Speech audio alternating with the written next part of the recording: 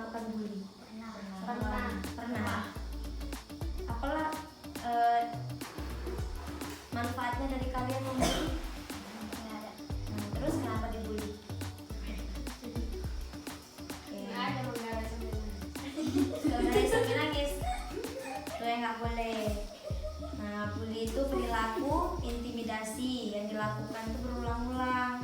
Nah, itu nggak boleh sampai yang dibully itu merasa sedih, kan? Dia merasa dikucilkan, itu nggak boleh. Dia menjadi fisiknya lemah, itu nggak boleh kita lakukan. Baru kamu punya jenis-jenis bully. Di sini ada jenis bullying fisik. Bullying fisik itu seperti apa? Terus siapa yang tahu? Mengejek. Mengejek. Terus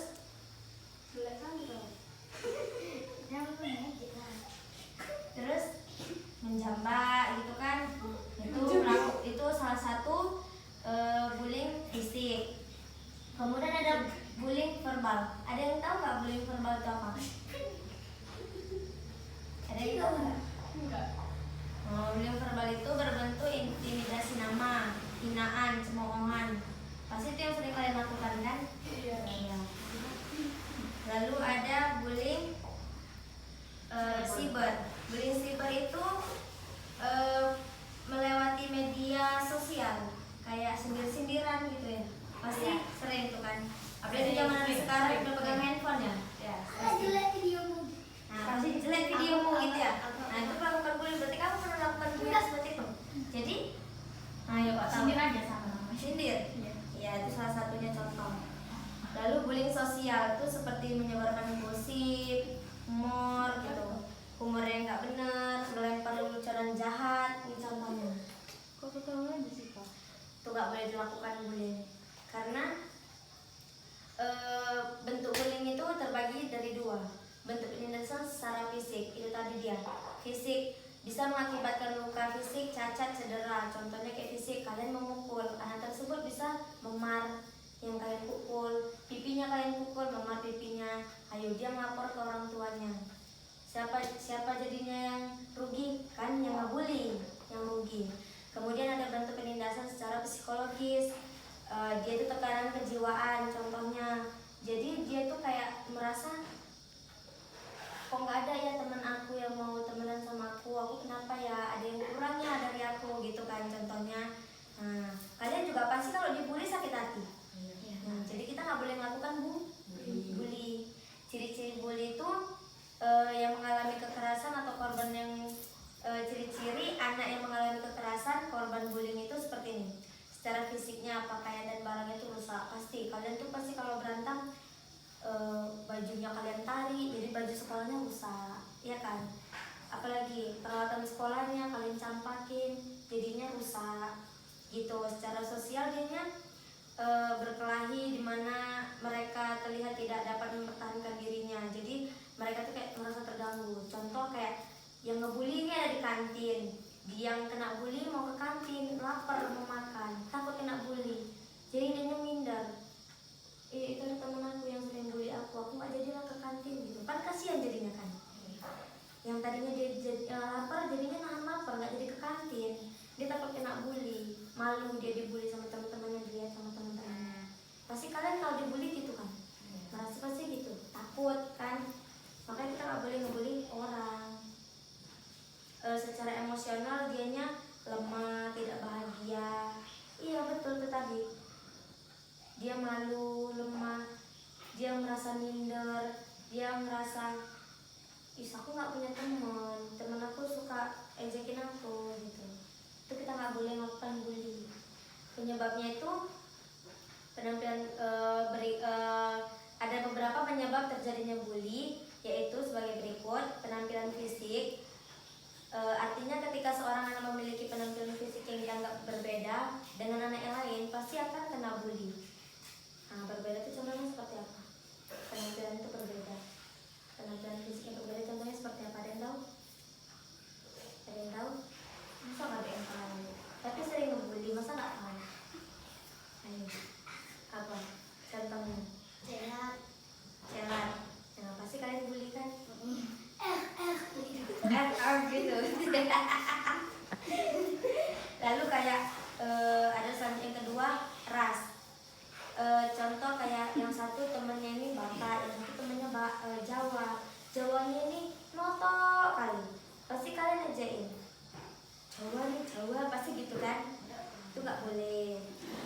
Terus ada terlihat tidak mudah bergaul. Dia tuh contohnya seperti apa? Anak yang tidak mudah bergaul. Ciri-cirinya kayak apa? Pendiam. Pendiam. Terus suka menyendiri. Suka menyendiri. Ciri-ciri pelaku bullying. Pelaku bullying itu tidak mengenal usia, tidak mengenal jenis kelamin. Nah ini kakak kasih tahu ciri-ciri pelaku bullying yang sering kita temui. Dia itu kalau udah ngebully pasti ngerasa dirinya itu hebat, ya kan? Kalau kita udah ngebully pasti diri kita tuh merasa hebat. Terus kurang empati. Orang kalau udah ngebully pasti tidak adanya yang empati. Kemudian sering merasa tidak aman dan membuat dirinya nyaman dengan cara menggertak atau mengganggu orang lain. Tapi dia sok paten petentengan, dia sok merasa sempurna, sok merasa ini sekolah punya bapakku gitu. Jadi dia sesuka hatinya ngebully. Itu nggak boleh. Cara mengatasi bully, ada yang tahu nggak cara mengatasi bully? Masa nggak tahu, tapi ngebully nggak tahu ngatasinya ngebully kayak mana? Ada yang tahu? Cara mengatasinya itu kita kena bully, kita cerita sama kakak kita, Kak, aku di sekolah gini loh, gara-gara aku pakai kacamata, kelihatan culun, kayak mana ya? Nanti kakak kita kan ngasih solusi sama kita. Itu cara mengatasinya. Baru kayak menjauhi penindasan, tempat penindasan, menjauhi tempat yang dimana orang yang tadi sering ngebully kita jumpa sama dia, di situ dia di kantin sekolah. Males aku ke situ, udah aku balik ke kelas saja gitu. Itu cara mengatasinya. Lalu bicara baik-baik sama si ngebully, tanya dia baik-baik, kau kenapa kok ngebully aku, salahku apa samamu gitu.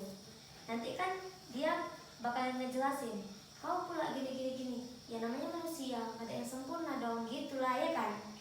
Main aja dia, masa mau cari yang sempurna aja. Sementara Allah nggak ada yang ciptakan yang sempurna ya, betul nggak? Nah, oke, itulah tadi informasi yang kakak berikan, layanan informasi berbentuk bullying. Ada yang ingin bertanya?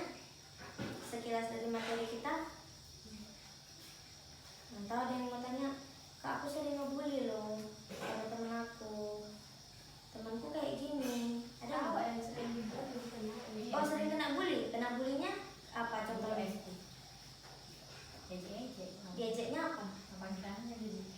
Ya? Kadang nama ayah, kadang nama mama. Kadang nama ayah, kadang nama mama. Ya udah, bayin aja.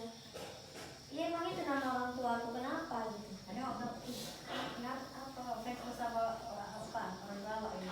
Jadi iya, ngefans gitu. Iya, ulang gitu. Gak apa-apa. Yang penting orang tua kita nggak dijelek-jelekin. Kalau hanya misalkan bapaknya tukimin, oh memang anak tukimin, ya iya emang aku anak tukimin gitu. Masa aku anak bapakmu kan nggak mungkin gitu kan? Ya nggak apa-apa, berarti bapak aku terkenal lah, kau inget-inget gitu aja. Kita ambil sisi positifnya. Iya, bapak awak kan botak, dia botak. Ya memang bapakku botak, nggak punya rambut, kenapa? Pinjamilah rambutmu, nggak gitu? Nggak boleh. Kita sebagai sesama manusia tidak boleh saling ngebully, dosa kita ngebully. Nanti jadinya nggak ada semangat hidupnya waktu kita ngebully. Betul nggak? Kita itu kalau dibully kita sakit hati kan? Kita merasa minder, kita merasa lemah, kita merasa takut. Kemana-mana kalau ada orang yang sering ngebully kita jadi nih apa sih salahku sama dia, kok dia sering ngebully aku ya gitu. Betul nggak? Ini cowok nih, yang cowok sering ngebully nggak? Sering pasti kan? Sering. Ih, kamu ini muka aku jelek kali pasti gitu. Boleh. Sewaktu-waktu dia jadi istrimu nanti gimana? Nah, kita nggak tahu kan dia Dia kau yang dulu sering ngebully aku, sekarang kau yang marah-marah mau kayak mana? Nggak boleh. Betul nggak? Iya kan? Nggak boleh. Kita nggak boleh ngebully.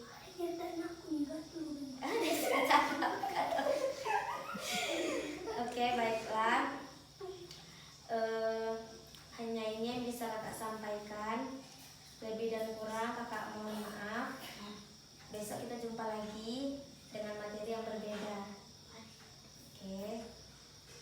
Kakak akhiri dengan assalamualaikum warahmatullahi wabarakatuh. Waalaikumsalam warahmatullahi wabarakatuh. Assalamualaikum warahmatullahi wabarakatuh. Waalaikumsalam warahmatullahi wabarakatuh. Apa kabar semuanya? Sehat. Alhamdulillah.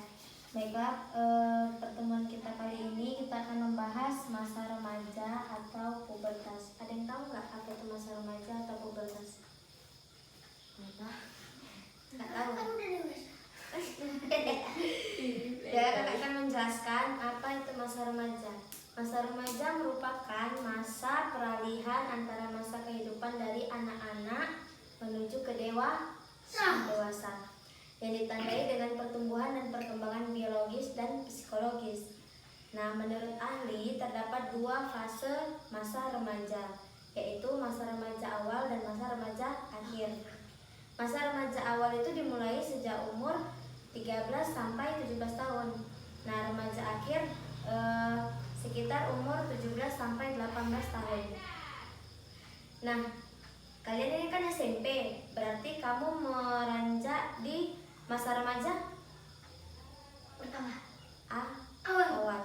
Masa remaja awal.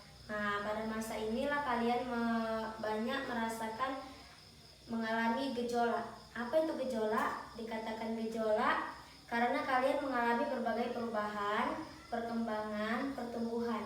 Perkembangan remaja itu secara biologis ditandai dengan berbagai perubahan fisik.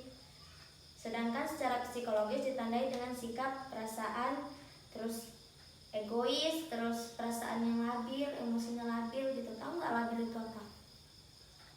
Nggak tahu labil? Tapi udah mau dewasa belum tahu labil ini. Labil itu perasaannya nggak menentu, sedikit-sedikit berubah, gitu. Itu namanya labil.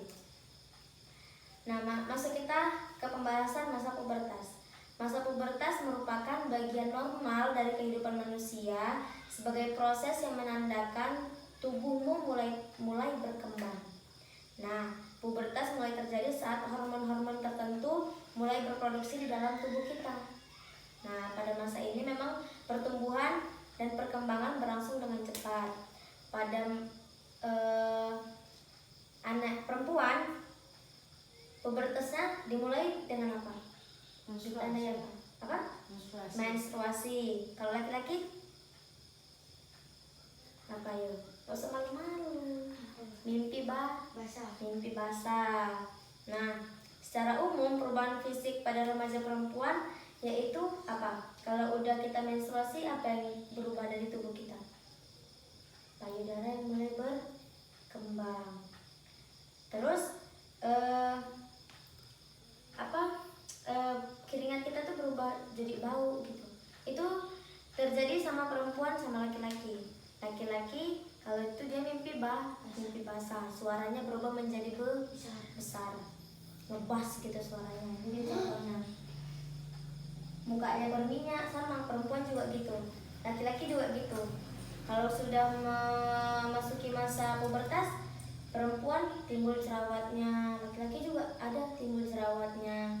Terus apa? Tumbuh rambut-rambut halus di bagian tertentu, seperti di ketiak, di bagian kemaluan.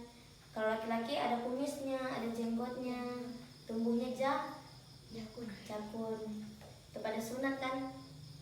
Bentar lagi masuki masa pubertas. Baiklah, yang dapat kakak beri saran, itulah beberapa hal yang terjadi pada masa remajamu. Setiap remaja mungkin akan memiliki pengalaman yang berbeda-beda, tapi yang pasti kamu harus lebih bertanggung jawab Tanggung jawab. Semakin kita dewasa, semakin kita punya tanggung jawab. Kita harus lebih mandiri, betul nggak? Kita harus lebih pandai mengontrol emosi. Kalau kita sudah mengalami pubertas, emosi kita meningkat. Kita merasa kalau kita tuh udah besar, kita merasa kalau kita tuh udah benar gitu, padahal belum. Jadi kita harus pandai-pandai mengontrol emosi. Nah, perbanyak teman, belajar dari hal yang kecil. Kita harus pandai menjaga kesehatan. Maka itu kita yang muslim, kita wajib sunat. Karena itu bagian salah satu kebersihan. Gitu. Kita harus banyak-banyak bersyukur. Itu adalah salah satu contoh kunci kesuksesan kita sebagai remaja. Jadi itulah yang dapat kakak berikan materi hari ini. Lebih dan kurang kakak mohon maaf. Bila taufiq wal hidayah. Assalamualaikum warahmatullahi wabarakatuh.